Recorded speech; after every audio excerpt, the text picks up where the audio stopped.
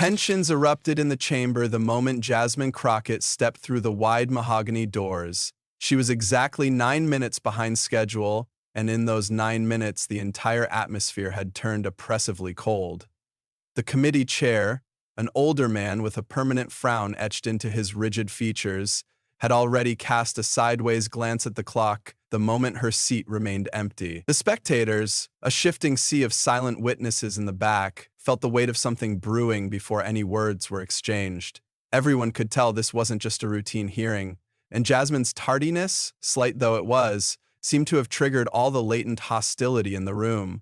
She took her seat, every motion deliberately measured, and from the corner of her eye she could see the smirk of the committee chair. He made a small, pointed note to his clerk, never once meeting her gaze.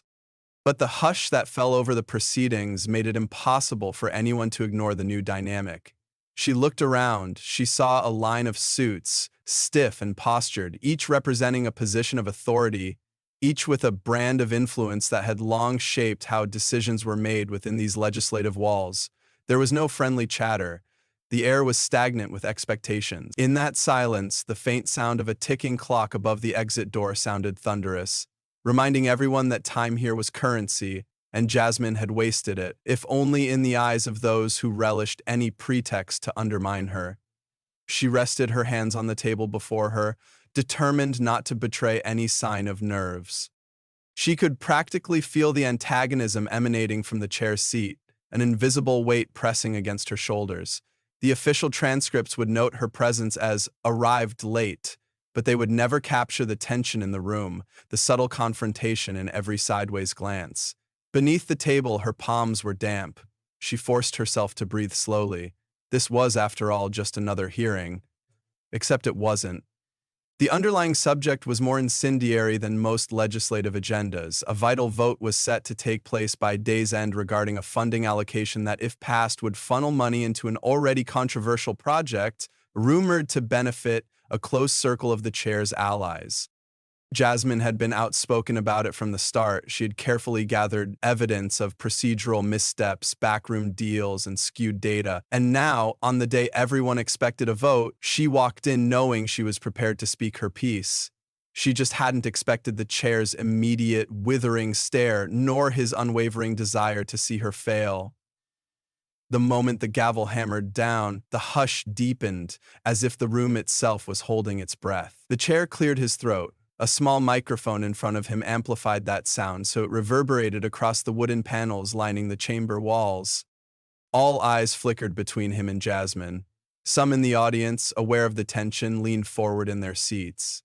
At that moment, the clock's ticking seemed to accelerate, each second a fresh indictment of the uneasy calm.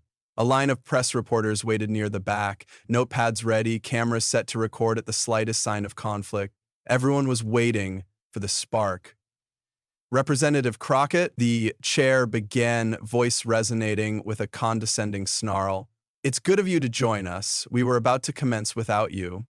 His tone was measured, but underneath one could almost taste the contempt. A few staffers exchanged knowing looks. The power dynamics in this room were well known. No one was truly neutral. Some quietly rooted for Jasmine, sympathizing with her tenacity and moral conviction. Others had grown weary of her persistent questions and unwavering moral stance. And then there were those who stood to profit from the vote going a certain way. Their eyes gleamed with self-interest. Jasmine stared back, her expression remaining poised. She could sense the provocation in his words and the invitation for her to snap back. She would not give him that satisfaction. She inclined her head, a measured act of respect. "I apologize for the delay," she said softly. "There was a sudden roadblock on—" "Save it!" The chair cut her off, not even bothering with subtlety. A ripple of surprise moved through the attendees. It was rare for parliamentary courtesy to be tossed aside so blatantly. Jasmine felt her muscles tighten, but she refused to allow the anger to show on her face. Her voice stayed firm, but she let him speak. Silence would often reveal more than words in these situations. "We have a packed agenda," he continued, "and I trust you've familiarized yourself with it?" She answered with a simple nod. She knew the agenda better than anyone else in this room, perhaps even more so than the chair himself, because she had spent countless hours dissecting every point. She had compiled research, cross-referenced legal documents, and identified inconsistencies in the official accounts. She had come prepared to argue her case, to expose the unsavory aspects that were poised to tilt the outcome of this vote, and the tension told her that others knew she was prepared. The meeting progressed with an almost mechanical efficiency. A junior representative was called on to speak about the minor improvements to a local project. Then another official droned on about policy updates that few in the audience truly understood or cared for. Jasmine's turn, which she had anticipated to be near the start of the hearing, didn't come. Instead, the chair made a production of calling on random individuals, some tangentially related to the main issue, others not at all. With each passing minute, Jasmine recognized the deliberate strategy unfolding. They were delaying her. They aimed to trivialize her concerns by burying them in a barrage of bureaucratic fluff, hoping perhaps the collective patience would be worn thin by the time she finally had the floor. Her eyes flicked across the room, carefully noting who took an active interest in the discussion and who seemed to be dozing off behind piles of papers. Across from her, she caught the gaze of a quiet observer, an unassuming staffer with thick, framed glasses. He briefly met her eyes, then looked away, as if he feared being caught in the crossfire. She made a mental note the silent ones often noticed the most. Then, she lifted her gaze to the press table. Some were fiddling with their phones, others quietly clicking away at their laptops. The real story, she thought, hadn't begun yet. They were waiting, just like she was, for that inevitable clash. A beep from the clerk's computer signaled the close of yet another irrelevant agenda item. Another official was introduced, then another. In the end, nearly an hour had passed. The audience grew restless. She noticed shifting in seats, discreet watch-checking, and the subtle waver of patience. Outside, through tall windows, the sky had transitioned from a bright midday glow to the softer hues of late afternoon. The shadows inside grew longer, creeping across the floor in silent increments. Finally, when she was certain the chair planned to run out the clock, a slight commotion rippled at the door. A courier stepped in, delivering a sealed envelope to the staffer at the side. The staffer hurriedly made his way to the chair and handed over the envelope. The chair flicked his eyes over the content and, for a brief moment, his composure faltered, just enough for those paying attention to see. Jasmine saw it. The corners of his mouth tightened. He placed the envelope face down on the table, pressing it beneath his palms, and announced in a firm tone, "We'll proceed to the final matter of the day, the funding realignment vote. Representative Crockett, you have 3 minutes, no more, to deliver any remarks you wish to place on the record." 3 minutes. Jasmine's heart skipped a beat, but she refused to show any outward sign of dismay. She had been expecting at least 15, if not more, given the importance of this measure. Behind her, someone murmured in disapproval, but no one dared openly challenge the chair. She cleared her throat, leaned into the microphone, and began, "Thank you, Mr. Chair." Her voice was calm, though inside she felt the race of her pulse. "I have numerous concerns regarding the specifics of this proposal, the data in support of the funding realignment, and the potential conflicts of interest that have yet to be addressed by this body." Her words were formal, but her tone carried the weight of moral conviction. She proceeded, aware that each second was precious. She spoke of the budget allocations, referencing line items that didn't match the previously published documents. She highlighted the statements made by external experts warning of unforeseen consequences. She touched on the rumor, widely circulated but never confirmed, that the entire measure was designed to enrich a close associate of the chair. She sensed the shift in the room as her words cut through the bureaucratic fog. Reporters looked up from their phones, and some members of the committee stiffened in their seats. But just as her momentum built, the gavel slammed once more. "Time," the chair said, his face a mask of feigned neutrality. She had barely spoken for half her allotted window, but apparently that was all he was willing to tolerate. She paused, outraged, but tried to keep her composure. "Mr. Chair," she said quietly, "you said I had 3 minutes, and you've used them. It's time to move on. We have a vote to get to, and this body will not be held hostage by a representative's personal crusade." The condescension in his voice made the hair on her arms stand on end. The spectators exchanged glances of disbelief.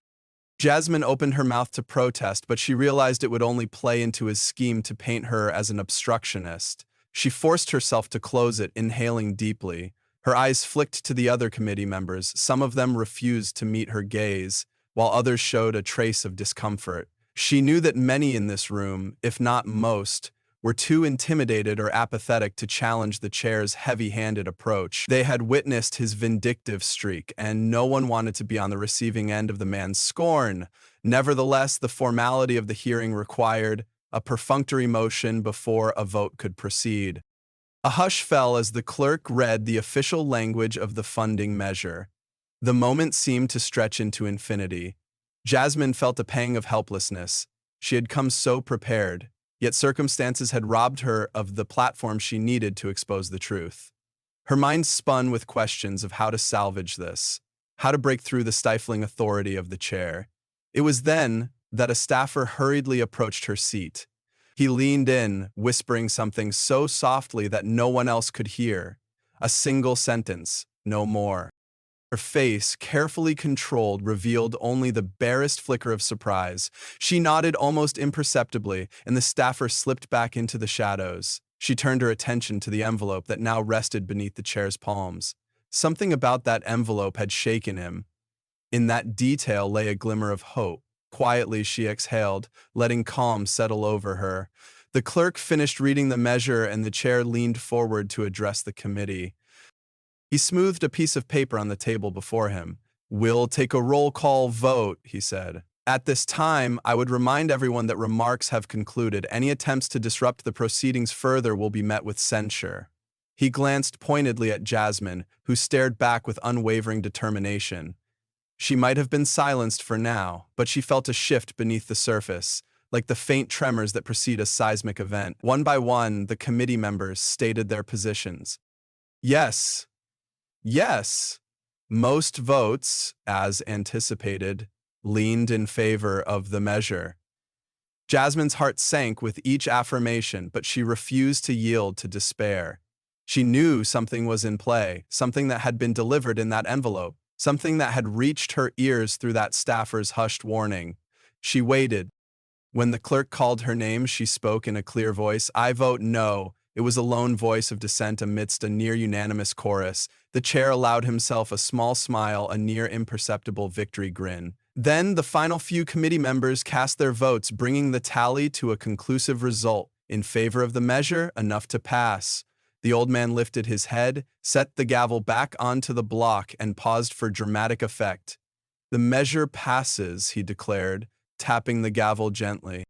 "This concludes—" He never finished his statement. At that precise moment, the staffer at his side whispered something urgent into his ear. Instantly, his face fell. The tension in the room soared, confusion rippling through the audience. Jasmine watched, arms folded, as the man's expression contorted from triumphant arrogance to grudging apprehension. He cleared his throat, mumbled an apology into the microphone, and swiftly stood. Then, with an air of someone desperate to control a rapidly disintegrating situation, he turned his microphone off and walked off the dais, the staffer following close behind. The committee members looked at each other, uncertain of what to do without the chair's guiding hand. Jasmine allowed herself the faintest hint of a knowing smile. She stood as well, stepping away from the table, the hush of the chamber intensifying. The audience, the reporters, the random onlookers, they all sensed that something momentous was happening, even if they didn't yet know what. She slipped quietly through a side door, ignoring the numerous pairs of eyes tracking her. She had no intention of letting the chair handle this behind closed doors without her. If there was a moment to shift the tide, it was now. The staffer's words echoed in her mind. "There's a discrepancy. He's been caught in it." She repeated that phrase to herself like a mantra. A discrepancy. Possibly involving the measure or the procedural rules or the signatories required. Whatever it was, she knew it was large enough to spook the chair. In the narrow hallway adjacent to the main chamber, the echoes of her footsteps bounced off the tiled floor. She could hear the distant mumble of agitated voices up ahead where the chair had retreated. She approached slowly, listening. Another voice joined in, someone with a sharper tone, clearly outraged. She pressed herself against the wall near a corner, straining to pick up the words. Not authorized, not in the record. You should have. The sharper voice was cutting in and out. Then the chair's tremulous reply. I was assured. Must be a misunderstanding. She inched closer. The corridor lights flickered, an old building quirk.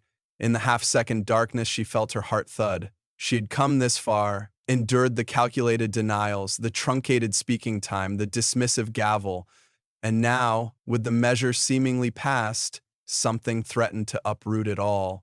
She wondered if it was a new piece of evidence, a damning piece of information about the measure's validity. If so, it might be her best and last chance to bring truth into the open. She turned the corner. The chair and his staffer, along with a legal counsel from the legislative office, stood in a tight circle, the sealed envelope in the counsel's hand. Their hushed argument carried a frantic energy, like cornered animals hissing at each other. None of them noticed her at first. She took one deliberate step, then another. The counsel finally noticed her approach, mouth falling open in surprise. The chair whirled, his expression darkening. For a long moment, no one spoke. Tension crackled like static. Representative Crockett, the chair said, voice laced with forced composure, this doesn't concern you. We'll be returning to the chamber shortly to finalize our concluding statements. She paused, crossing her arms. And will you also be addressing this discrepancy? She asked, letting the last word hang in the space between them. His eyes flicked to the envelope and she caught it. She advanced a little closer, carefully staying just within earshot as if to assert her presence without overstepping. If the vote has already passed, I'd assume everything is in order, she continued quietly, her voice steady but probing. The counsel intervened. There appears to be a problem with the signature on one of the documents, she said, not bothering to hide it now that Jasmine was here. Her eyes were serious. And it's a critical document, central to the measure's legality. If it's invalid, Jasmine felt a surge of emotion she struggled to keep in check, a suspicious signature. That could mean an unauthorized authorization or a forged sign-off. It might invalidate the entire measure. Who signed? She asked, her tone giving away her eagerness. The chair bristled. That's confidential. The matters of public legislation are hardly confidential, Jasmine interrupted, her earlier restraint melting away. If a forged or invalid signature was used to push this measure through, the public has every right to know, and I have a right to challenge the vote. You gabbled me down in that chamber and took away my chance to present the rest of my evidence. Now I'm learning there's more reason than ever to question the integrity of this entire process. His face reddened. It was as if she'd laid bare his vulnerability. Yet he tried to recover. There's a procedure to follow. You, of all people, should appreciate that. We'll handle this internally and decide what to do next. Internally. The word itself tasted of cover-ups, of hushed deals made in back rooms. Jasmine had spent her entire political career fighting such shadows. She wasn't about to stop now. She looked to the counsel. And what's your take? Surely you can't let a measure pass with an illegitimate signature. That would be grounds for immediate invalidation, pending investigation, correct? The counsel cleared her throat, clearly uneasy. Well, if the document is indeed unauthorized or forged, the measure cannot be enacted without that legal sign-off in place, which would be, well, void from the start. There are established protocols for this. A faint rustle behind Jasmine made her turn. Several aides and even a couple of reporters had filtered into the corridor. The tension in this narrow space was suffocating. She noticed the reporters' cameras at the ready, microphones poised to capture any snippet of conversation. The chair, seeing them, took a step backward, raising his palms as if to ward off the press. He looked to Jasmine, seething with silent fury. She could almost read his thoughts. She'd brought this upon me. The counsel shuffled papers, glancing nervously between the enveloped document and the uniformed security guard, who was now also stepping into the corridor, probably responding to the raised voices. We need clarity, the counsel muttered, half to herself and half to the staffer.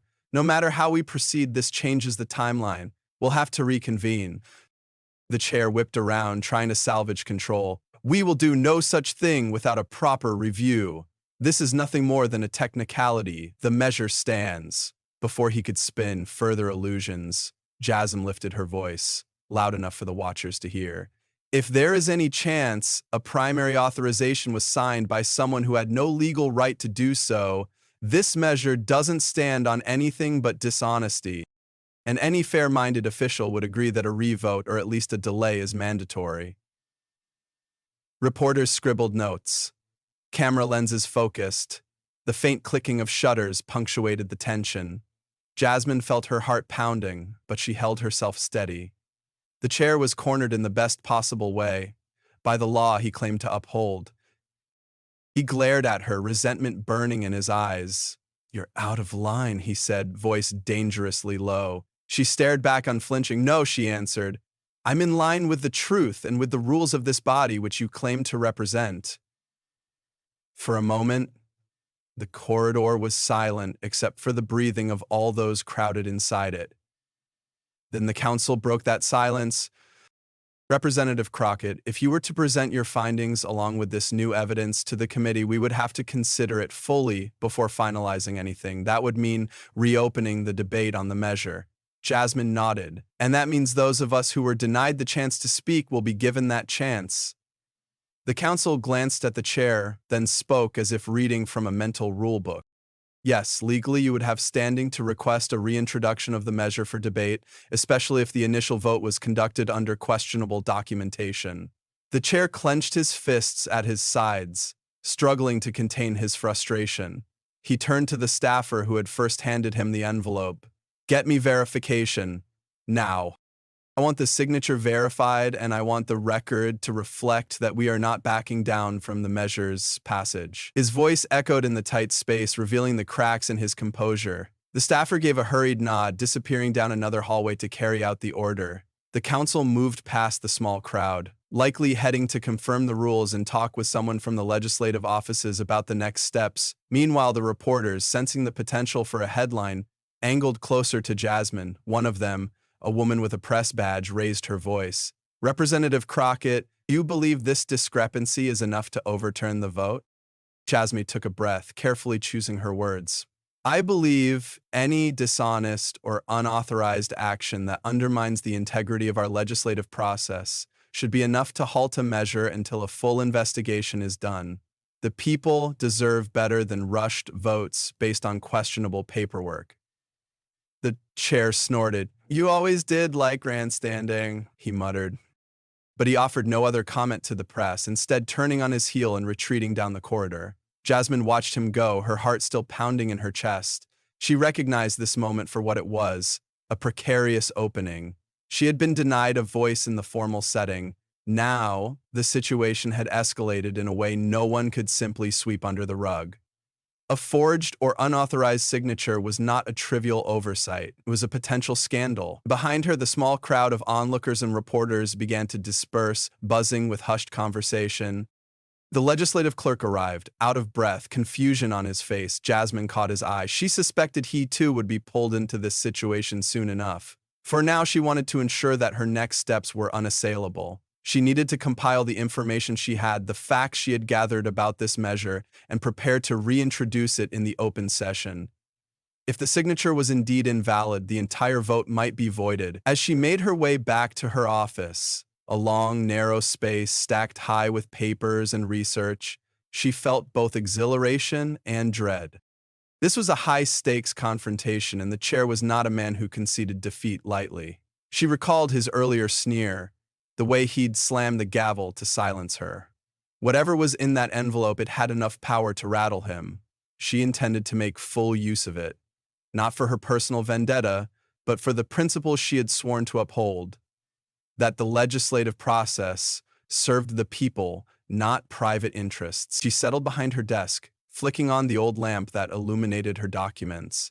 Outside the window, daylight was fading rapidly, the sky tinted with streaks of orange and purple. She had a feeling the night would be long, that she might not leave this building until well after dark. But for the first time that day, she felt a surge of hope. She wasn't beaten. They had tried to deny her voice, to box her in with bureaucracy and intimidation, yet fate or chance had intervened. Her phone buzzed with new messages, constituents, colleagues, perhaps even press inquiries.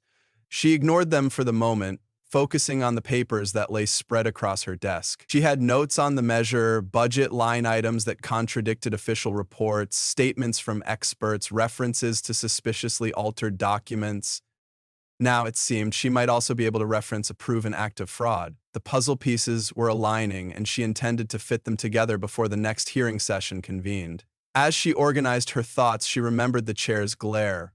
The way he turned to her with seething resentment. She knew he would attempt some maneuver to keep the vote from being re-examined. Perhaps claim it was only a minor technical oversight that didn't affect the final outcome. She had to prepare for every angle he might exploit. It occurred to her that she was balancing on a thin wire. One misstep and the power brokers who had championed this measure would come after her with everything they had, possibly destroying her reputation, her career, or both.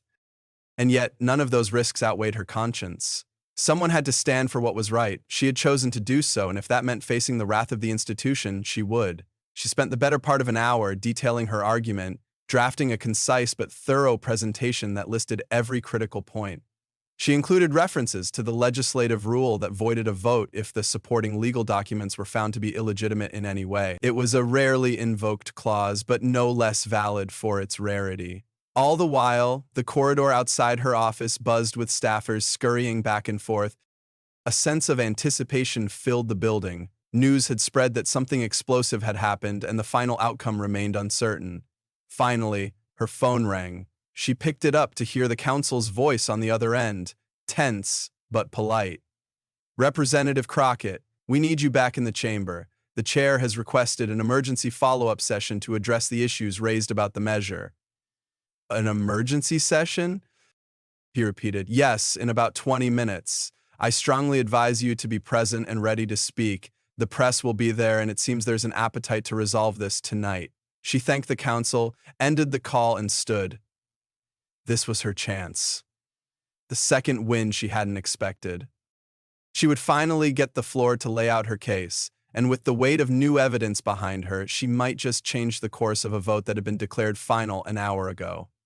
Gathering her papers, she paused in the hush of her office. She thought back to the moment she'd stepped in late, the fleeting dread that she'd already lost before she even got to speak. Now, irony of ironies, those same minutes they had refused to grant her at the start might expand into the defining speech of the day, perhaps even of her career. She left her office, stepping once again into the labyrinth of hallways. This time, she didn't feel the same apprehension. She felt emboldened. Yes, the stakes were high, and yes, the opponents were powerful, but truth was on her side. A single forged signature had the potential to unravel a tapestry of deception, and she intended to pull on that thread until the entire thing came apart. She walked back into the main chamber under the watchful gaze of a growing audience. Word had spread fast. Many seats were filled again, even though the official session was supposed to have ended. The overhead lights buzzed faintly, illuminating faces that reflected a mixture of curiosity, confusion, and nervous anticipation. She noticed that some of the representatives who had earlier voted yes now looked uneasy, possibly worried they had been complicit in something improper. A cluster of reporters stood near the back, cameras aimed at the dais. The chair was seated there, flanked by two staff members and the counsel. He appeared composed at first glance, but Jasmine caught the tension in his jaw, the rigid set of his shoulders. His eyes flicked up as she entered, and though she was several feet away, she felt the intensity of his stare. She took her seat, laying her notes in front of her, and waited. Nobody spoke for nearly a minute. The hush thickened the chamber. Finally, the chair's microphone clicked on with a short static pop. "This committee has reconvened to address a procedural matter. It has come to my attention that one of the documents supporting the measure passed earlier today may require further verification. In the interest of transparency, we will allow brief discussion on the impact this may have on the vote." He spoke the words grudgingly, like a man forced to follow rules he found inconvenient. Jasmine maintained a neutral expression, though inside she felt a swelling sense of vindication. She was going to get her chance. She looked around, noticing how many eyes were now fixed on her, silently urging her to speak. It was as though the entire chamber was collectively holding its breath, waiting for the impetus that would either confirm the measure or dismantle it entirely. The counsel spoke next, her voice steady. I will confirm for the record that the document in question is the official sign-off from the Department of Infrastructure. We have strong reason to believe the signature on this document does not match the authorized official. We have begun an immediate review of the authenticity. A ripple of murmurs moved through the audience. Jasmine allowed a pause for the words to sink in. This was more than rumor now. It was out in the open, a matter of record that the supporting signature might be counterfeit. She could see the turmoil in some committee members' faces. They had voted for a measure that might be built on a lie. The chair cleared his throat. At this juncture, I would like to call on the respective parties to provide any relevant input. Representative Crockett, you expressed interest in speaking on this matter. Please keep your remarks succinct. He spoke the last word pointedly, but she wasn't intimidated. She turned on her microphone and rose slightly from her seat, letting her voice carry. Mr. Chair, fellow committee members, and everyone present, the discrepancy in this signature is not an isolated issue. Over the past several weeks, I've investigated multiple lines of concern about this measure. My findings suggest that this measure has been rushed and potentially manipulated to serve specific interests. The questionable signature is merely the most glaring sign of a deeper problem. I believe we owe the public a thorough investigation. She glanced down at her notes, carefully selecting the points that would drive home the gravity of the situation. She spoke of how the measure's projected cost figures didn't align with the budget summaries, how the public comments were dismissed without proper review, and how certain benefactors stood to gain financially if this measure went through. The tension in the room built with each sentence. Once again, she saw a flicker of unease cross the faces of some who had voted yes. Midway through her argument, she saw the chair shift uncomfortably. He tapped his pen against the surface of his desk, as if to signal her to wrap up, but this time she refused to be hurried. Her voice took on a slow, deliberate cadence. If our legislative process is compromised at any step, through false data, forged documents, or undue pressure, then no vote can be said to carry the weight of true representation. We are custodians of public trust. It's our obligation to ensure every element of this measure is genuine. A subdued silence followed her words. The intensity in that chamber was a tangible force pressing on them all. She slowly sat down, gathering her notes, and waited. She had laid out her case plainly. Now it was for them to decide whether truth mattered more than convenience. The chair stared at his hands for a moment before speaking. "We appreciate the remarks," he said, voice tight. "Before we proceed, I suggest we hear from the official from the Department of Infrastructure, if present." The staffer walked to a side door, opening it for a tall, narrow-faced man in a gray suit. He approached the front, introduced himself quietly, and accepted the microphone. "My name is Owen Locke, Deputy Director of the Department of Infrastructure. The signature on that document was meant to be from my superior, Director Harriet Golding. However, we were not made aware of this measure's final specifications until just this morning, and the director was not on site to sign anything. We suspect the signature might have been appended by an individual without authorization." The hush in the room deepened to a near vacuum. The phrase "without authorization" hung in the air like a silent bomb. Every head turned toward the chair, who now looked pale, but he schooled his features into a semblance of neutrality. "Do you have any knowledge of who might have done so, Mr. Locke?" he asked. Locke shook his head. "That's under investigation, sir. We'll be filing a formal report. In the meantime, I must emphasize that any measure relying on that signature is not valid." He concluded by stepping away from the microphone, his face drawn with an uncomfortable mix of duty and apprehension. The counsel spoke again, addressing the entire committee. "Based on this testimony, we must consider the measure inoperative until further notice. We would need to reintroduce it with a valid authorization if it's to be taken up again. That means the vote earlier does not stand." At those words, a shocked gasp rose from a few audience members. The chair tapped his pen faster, lines of anger carving deeper into his brow. "Let's not be hasty," he said, struggling to contain his frustration.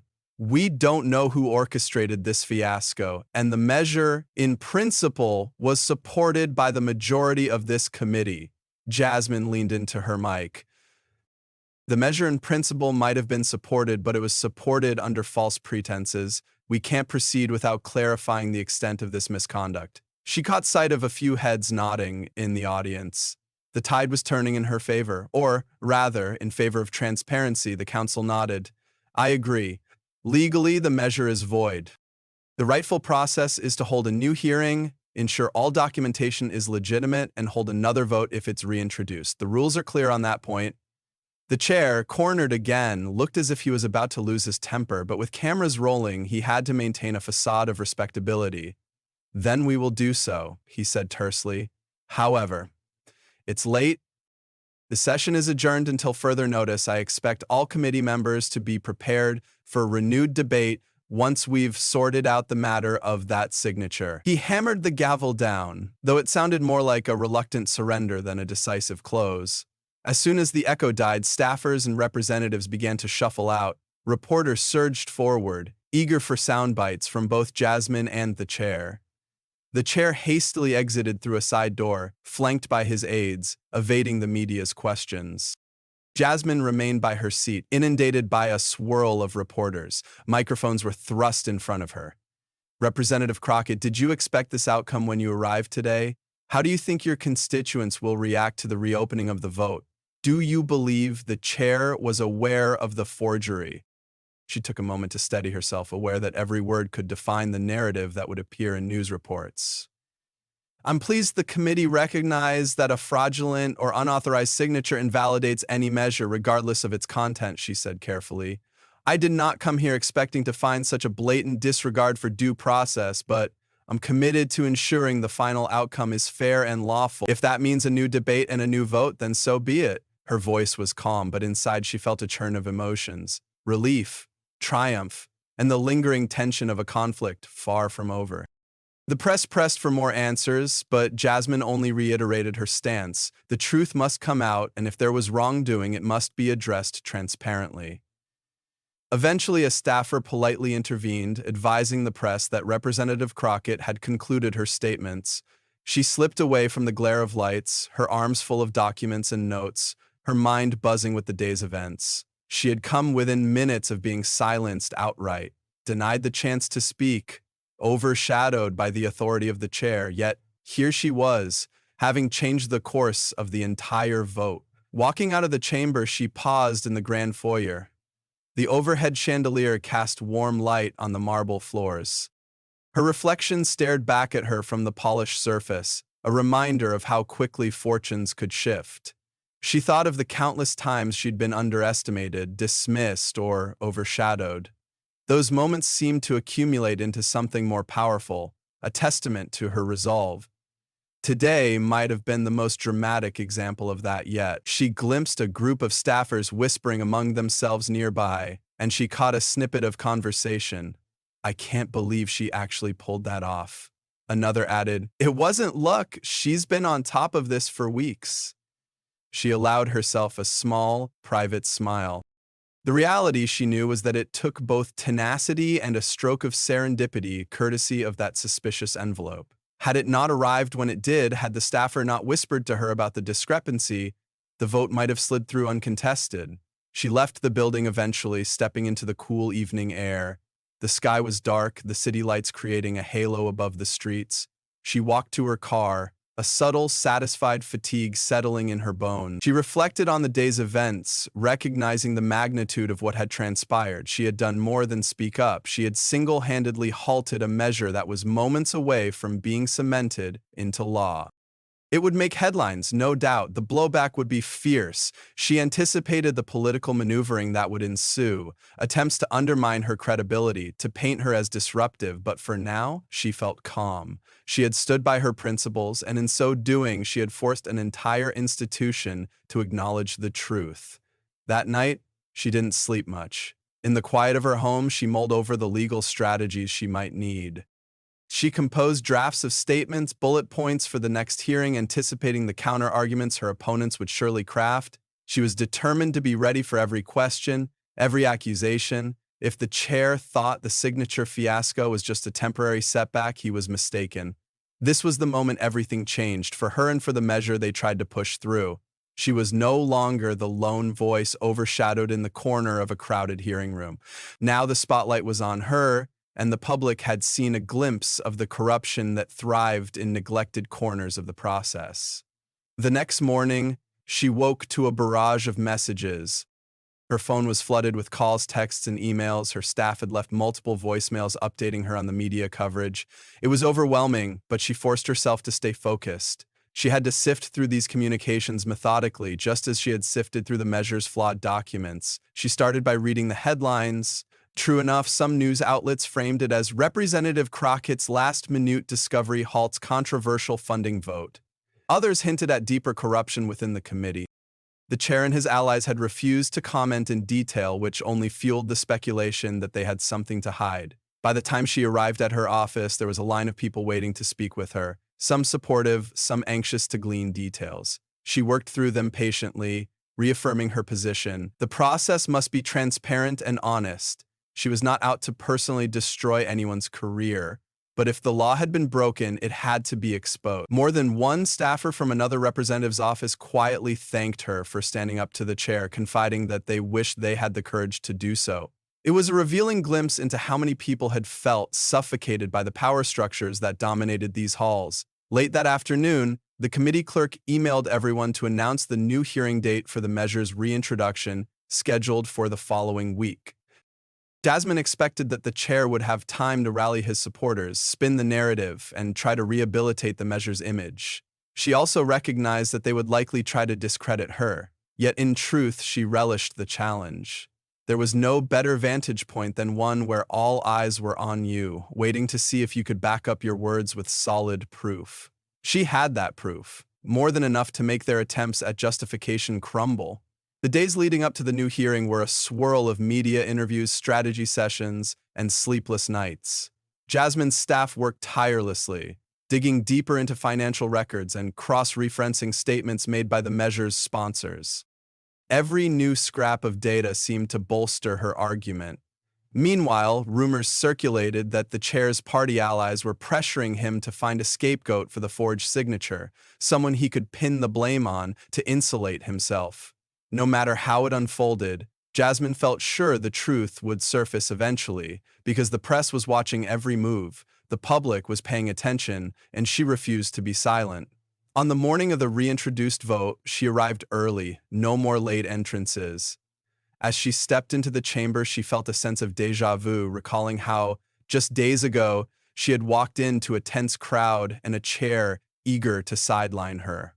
But this time, the dynamic was different.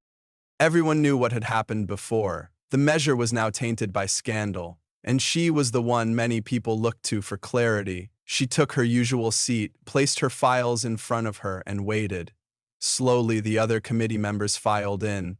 She noticed a few of them giving her curt nods, acknowledging her in a way they hadn't before. The chair was the last to appear, face carefully impassive. He tapped the microphone, ignoring her presence, and opened the session. We are here to revisit the funding realignment measure. Due to a questionable signature, our previous vote has been invalidated. We will proceed with a new presentation of the measure, followed by open debate and a new vote. Let's keep the proceedings orderly. He glanced in Jasmine's direction as he said those last words, but she simply returned the look with unwavering calm. The hearing began with a revised introduction of the measure's text. The Department of Infrastructure's real signature was now absent because they had withdrawn support pending investigation. Even the measure's language had changed, slight rewrites and disclaimers added, as if trying to obscure the original scheme. The sponsor stood at a podium, stumbling through an explanation that fell flat. The once confident endorsements had wilted under scrutiny. Jasmine bided her time, allowing the sponsor and a few supporting speakers to make their case. She could see the same tactics being employed: fill the air with technical jargon, limit the window for questions, hope the audience gets bored or confused. But the mood was different now. Reporters had their cameras trained on every speaker, capturing every nuance. Some of the committee members who had confidently voted yes before now posed probing questions. Where exactly would the funds come from? Who stood to benefit if the measure passed? Could they guarantee no private entities were being enriched at public expense? The sponsor fumbled, lacking the old bravado. At last, Jasmine received the floor. This time, there was no mention of a strict time limit. The chair, while clearly unhappy, had no choice but to comply with the procedures after the fiasco. She rose, cleared her throat, and began systematically dismantling the measure's claims. She used her carefully organized data, pointing out contradictory statements made in previous sessions. She highlighted the potential cost overruns. She hammered home the conflict of interest question, citing communications that indicated direct ties between the measure's backers and certain private companies. Her voice carried an undercurrent of controlled emotion, lending weight to each statement. She wasn't here to grandstand. She was here to uphold a principle. As she spoke, she noticed the shifting body language of those around her. Some took notes, some frowned, some glanced at the sponsor uncomfortably. The chair tapped his pen on the desk again, but she refused to yield. When she finished, the sponsor attempted a rebuttal, but it came across as weak and defensive. The aura of inevitability that once surrounded the measure had vanished. Finally, the chair called for the vote, his face taut. This time, the roll call was anything but routine. One by one, members spoke. No, yes, no, no. Tension mounted as the votes tallied. A few old supporters shifted their stance. The scandal had been enough to erode their willingness to stand by a tainted measure. The final votes came in, and the clerk announced it. The measure failed. A quiet hush fell over the chamber. This was the definitive end of it, and everyone knew it. Jasmine felt a wave of emotion roll through her, relief mingled with triumph. She kept her face composed, though inside she wanted to let out a breath of sheer gratitude. Her arguments, combined with the revelation of a forged signature, had turned the tide completely. The sponsor looked devastated, packing up papers in silence. The chair stared straight ahead, face unreadable, though tension coiled in his posture. With a curt tone, he declared, "This hearing is adjourned." The gavel came down one last time.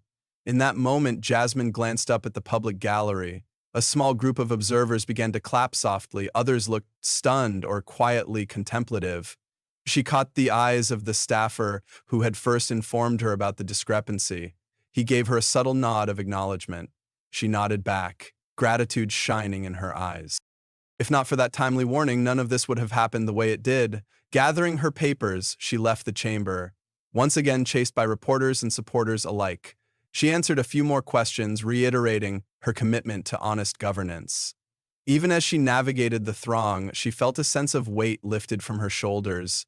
She had come into that room days ago, with only minutes to speak, overshadowed by the system. By the end, those few minutes of denied voice had transformed into a pivotal role in exposing wrongdoing and changing the entire course of a major legislative decision.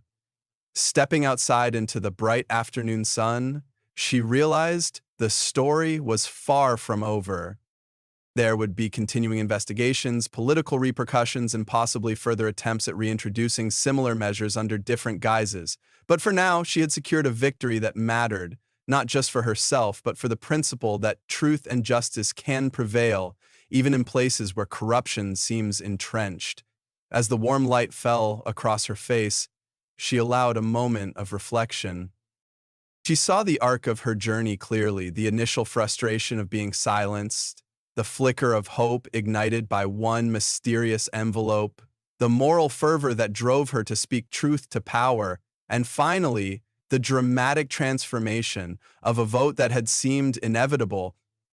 She felt stronger, more certain of her purpose than ever before. No cameras captured the quiet resolve on her face at that moment.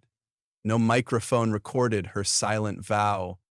But within her, a promise took shape. She would continue to fight for the voiceless, to stand against abuses of power, and to speak up, even if they tried to cut her speaking time to zero. Because minutes later, everything can change. Because one voice, if firm and unwavering, can alter the course of an entire system. And because in the end, it's the truth that sets the entire process free.